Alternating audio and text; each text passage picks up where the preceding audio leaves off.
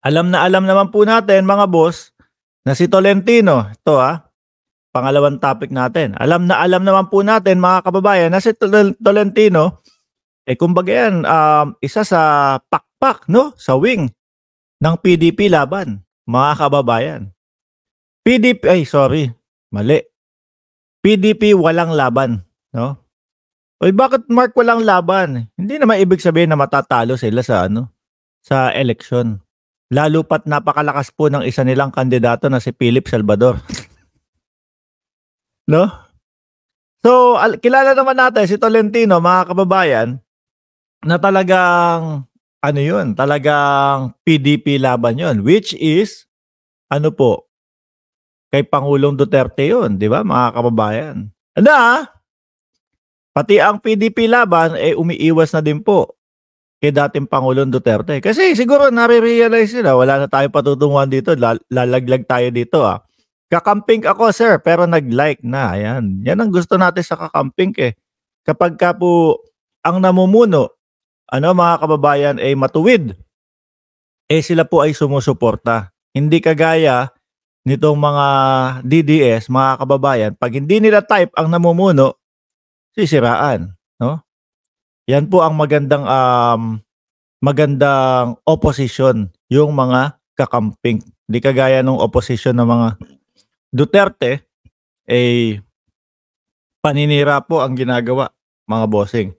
So ngayon, si Tolentino, nasan ba yun? Nakita ko sa isang balita, Partido Federal ng Pilipinas. New members, mga bossing. At isa po dyan, sa may guhit dyan, ayan Francisco N. Tolentino, mga kababayan. Nagtatalo na po, mga bossing. Isa-isa na pong nagtatalunan yung mga magre-re-election o yung mga tatakbo ulit sa 2025, mga kababayan. Paano? Kung ang linya na mabibilang ka linya ni dating Pangulong Duterte, tapos makikita mo puro paninira lang ang sinasambit, ang mga sinasabi sa bibig. Wala na po, mga kababayan. Alam nila na kiss of death na ang pagsama doon sa PDP laban. Ang proud na lang po yata doon, mga bossing, si Philip Salvador. paano siguro akala niya malakas siya doon. Akala niya kapag ka sumigaw-sigaw lang siya ng tawag doon? Pag sumigaw-sigaw lang siya ng iaalay ko ang buhay ko, parang nasa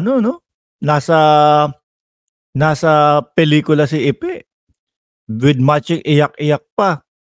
Iaalay ko ang buhay ko dito sa taong ito. Kay Pangulong Duterte, Diyos ko Lord, sabi ko. Another Robin Padilla.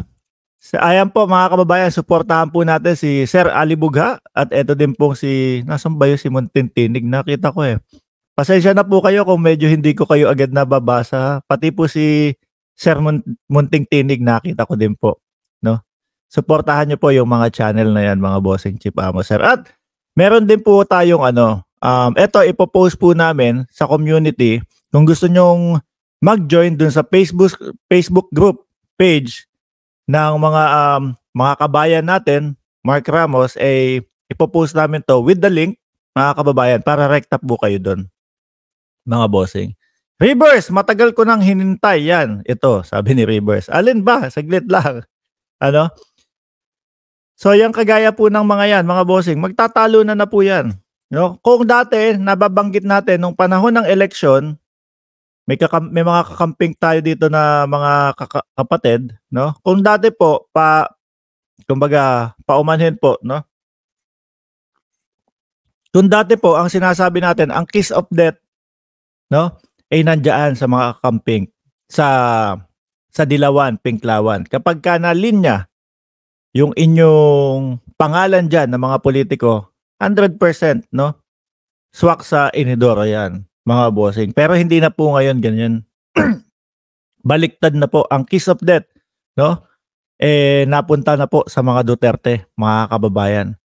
Ako, naniniwala ako kung sakali na magbago ang isip ni Senator Trillanes, mga kababayan, dating Senador Trillanes, naniniwala ako 'pag nagbago ang isip niya, kung from lokal, biglang nasyonal ang tinakbo niya dahil nakikita po natin, mga bossing, na ganito yung maganda, bilang isang politiko. Ang maganda kapag ang tao ang sumisigaw ng pangalan mo na tumakbo ka dito. Yung totoong totoong sigaw ng tao, hindi kagaya ng iba, no? Sinisigaw ng tao, tumakbo daw po ako, yung pala wala namang sumisigaw nung kanyang pangalan, mga bossing. Ayan, naniniwala ako na kapagka nagpalit ng isip yan, nagbago ang isip ni dating Senador Trillanes, mga bossing, na instead tumakbo ng lokal, tatakbo na lang siya ng national, may kalalagyan po yan sa Senado, mga bossing.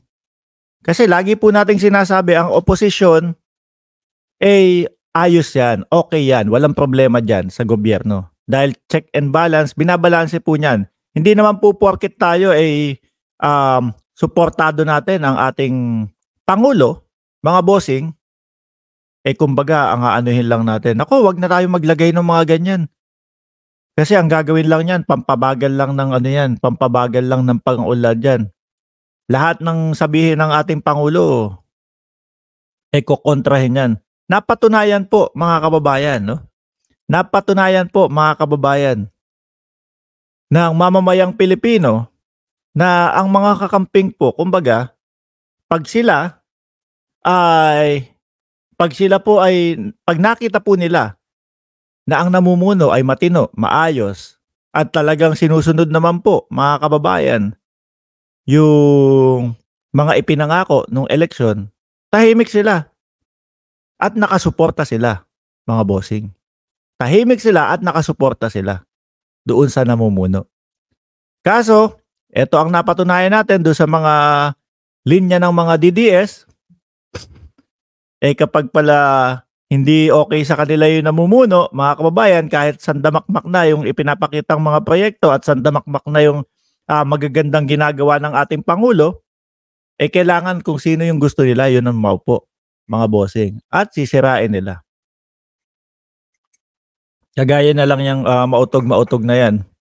Puro paninira sa gobyerno. Tolentino, mga kababayan, itatanong ko po sa inyo, no?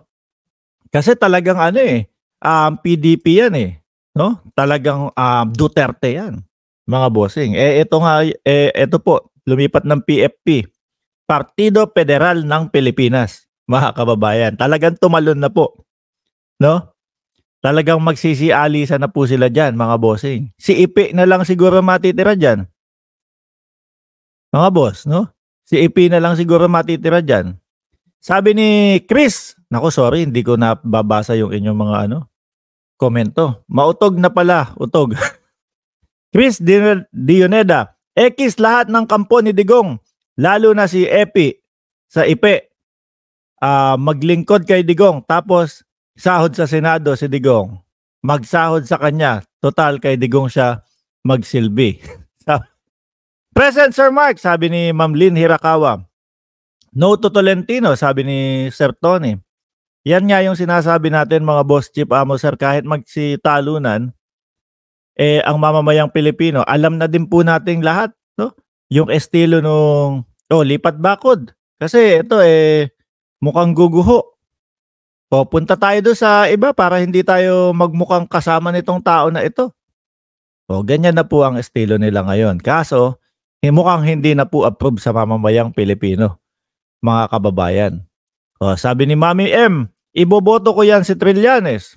Nabudol lang ako ni Digong at maharlo ka, kaya ko siya hindi binoto. Go, go, go, Senator Trillanes. Mga bossing, eto, may tanong din po ako. Although, etong topic na pangalawa na to, dapat kay Senator Tolentino. Pero, maikling-maikli lang naman yun kasi, yan, simple lang. Nagtatalunan, lumilipat, mga kababayan. New member of Partido Federal ng Pilipinas. Ito po, ulitin ko, isang mabilisan. At yung may guhit dyan, mga bossing, ayun, Francis N. Tolentino. Nasa ilalim po, mga kababayan. tatalo na po sila. Ngayon, mga bossing, eto nga, no? Eh,